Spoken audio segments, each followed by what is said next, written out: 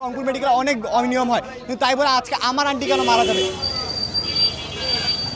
Rangpur medical college হাসপাতালে ভিন্ন গ্রুপের রক্ত শরীরে প্রবেশ করানোর ফলে গুরুতর অসুস্থ হয়ে পড়া ফাতেমা বেগমের মৃত্যু হয়েছে। বুধবার ভোরে ঢাকার centre for kidney diseases and urology হাসপাতালে চিকিৎসাধীন অবস্থায় মৃত্যু হয় তার। তিনি নগরীর কেরানীপাড়ার বাসিন্দা ছিলেন।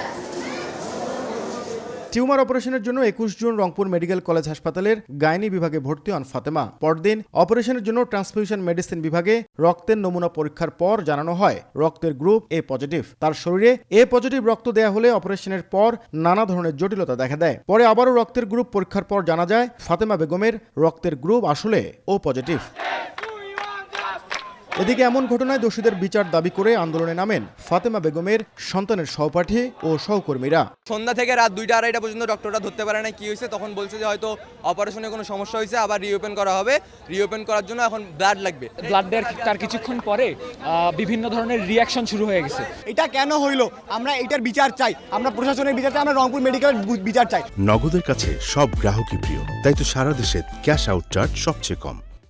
ফাতেমা বেগমের মেয়ে সাহারা খাতুন হাসপাতালের পরিচালকের কাছে এ বিষয়ে প্রতিকার চেয়ে একটি লিখিত অভিযোগ দেন। 3 জুলাই হেমাটোলজি বিভাগের প্রধান অধ্যাপক ডাক্তার কামরুজ্জামানকে আহ্বায়ক করে 7 সদস্যের একটি কমিটি করে 5 দিনের মধ্যে প্রতিবেদন দিতে বলা হয়। তবে 8 দিন পার হলেও এখনও সেই প্রতিবেদন জমা দিতে পারেনি তদন্ত কমিটি।